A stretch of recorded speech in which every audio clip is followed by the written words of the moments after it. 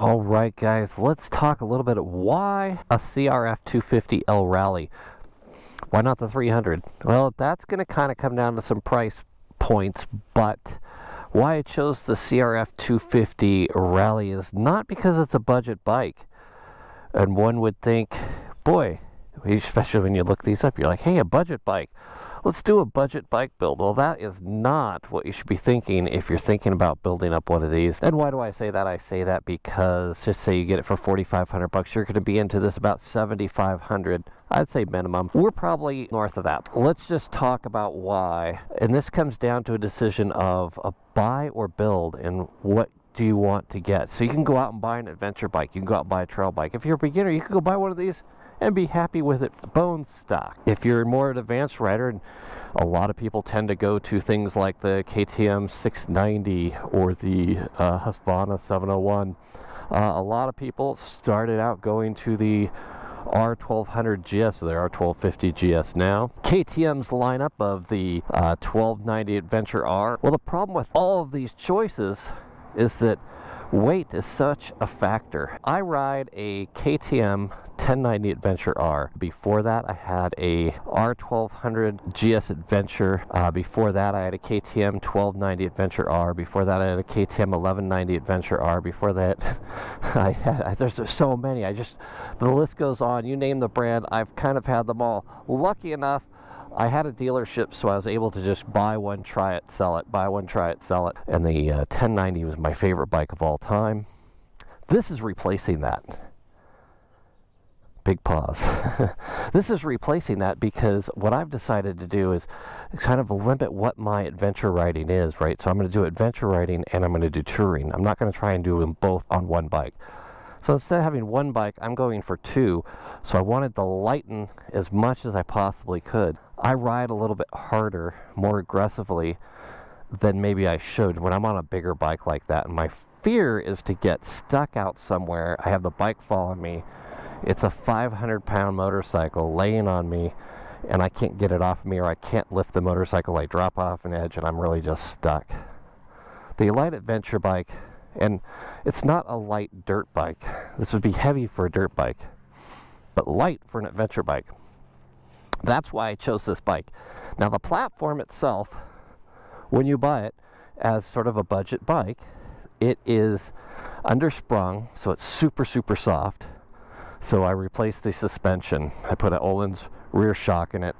I did a Race Tech fork upgrade for the front. The exhaust system, I just wanted a little bit more punchy, so I replaced the exhaust, opened up the airbox, put a fuel controller on it, and changed out the clutch. And now it's super grabby, pops wheelies really easily. At least it gives me that, like if I get to a log, I can pop it up over the log. And that's key for me. I didn't need a bunch more power. This thing will do 65, 70 miles an hour all day long. So I'm totally fine with that. Now, why did I pick the Rally versus just the L? Suspension is shorter travel suspension, so there's only so much I could do with that suspension. I would have had to replace the forks to get enough suspension, because this has 11 inches of travel. And so I wanted that long travel suspension. I also wanted the fairings. Now, the fairings could be costly if you rip them up or crash them, but it is providing some protection here for your legs and your body, so that wind doesn't just whip in and pull on your legs, or that rain get in there. And then it's got this windscreen here and the light mechanism that actually blocks the wind from your chest. It makes it a lot more comfortable driving down the road. That's why I chose this. If you're going to choose a budget bike and you're looking at the L 250L or 300L or the Kawasaki KLX 250 or 300, in stock form, it's a better bike. It has better suspension, more adjustability, just runs a little punchier. Clutch seems to act a little bit better. But as a platform itself to build on, this is what I chose because I could do more with it. Exhaust system, there's a fuel controller, changed out the handlebars, put on the Tusk handguards, new mirrors so that they'll fold out of the way if I hit something, GPS and tracking system. I've got heated grips for those long cold days. I've changed out the clutch, of course, I talked about that. Changed out the sprockets with a heavier duty chain, and then a skid plate. which is not on it right now. And then I lengthened the kickstand 1 inch. I also changed out the tires, a lot more aggressive tire. These are the Motos, or the Moto Z tire. They're the Rallies, Ral Z tires. About as aggressive as I would go for the street. And I did front and rear, both the Ral Z. And what I will tell you is down the highway, if you have that corrugated concrete, it wiggles a little bit. And so if you're not comfortable with that wiggle, don't buy these tires. They're a bit more aggressive. You could get the Adventure tire. The Adventure tire for the rear is a little bit less aggressive. Those knobbies are a little closer together. Tread pattern looks similar. And then for the front, the Michelin TKC 80 is a really good, somewhat aggressive tire that tracks really well on the freeway.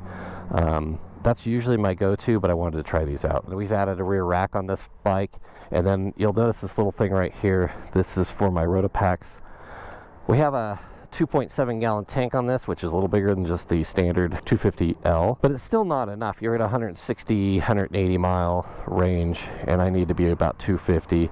Well, with the Rotopacks on there, I'm over 300, so that works best for me. I was going to replace the tank. I wasn't impressed with the tanks. I ordered one. Just wasn't really impressed with it. You only get an extra half a gallon, and I needed at least a gallon. So I'm like, just go with the stock tank and throw the Rotopacks on. The reason why I chose the 250L Rally is because it's a platform, and I wanted to build out, lack of a better term, build rather than buy. This platform provided what I needed to do that. It's a difficult thing to wrap your head around, that you're going to spend almost as much on the bike as you are for the bike. I don't think it can be rationalized 100%. It's just building the bike that you want. And the reliability of this, you could ride this around the world probably 2 times and still not have any issues with it. It's just, Honda reliability is amazing. It's got a track record of just being so dead reliable. It's just awesome. Just take care of it. It'll take care of you. I'm going to go with 2 bikes here. So this is my adventure bike now, and that replaces my KTM 1090 Adventure R. And I'm going to also get a dedicated touring bike, likely a Honda Goldwing. I mean, I'm going both ends of the spectrum, right? 900-pound motorcycle and a 330-pound motorcycle. That's it for me, guys, and that's what I'm going to do. And let's just go for a ride. In town, the bike's light and easy to manage. Let's hop on the freeway and see what that's like. I don't think you can go much lighter than this and still be stable.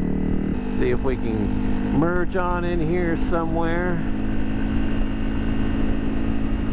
No problem.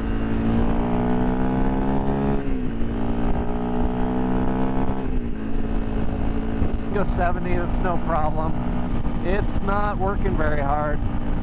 The nice part about driving on the highway, see, there's no wind right here at all. That comes all the way up to my helmet, about halfway up my helmet, 3/4 of the way up my helmet. And then I just get the wind into my shoulders, but it's off my chest, and the wind is off my legs because of that lower fairing. It just makes riding so much more comfortable. I just have never had an issue with this thing having enough power. It's always got enough power to pass. I did balance that rear tire, and yesterday, without balancing it, it's made a massive difference. It's so smooth now, whereas before there was a vibration in the back. I was like, oh, that's not good, I better balance the tire. And it does have a rim lock, so it's going to be really out of balance if you don't balance it. Let's take off here and do some back roads. Does it wheelie? Does it wheelie? Woo woo!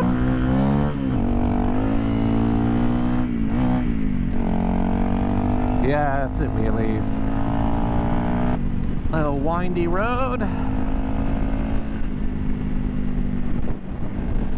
I like the sound of the exhaust. You guys hear that?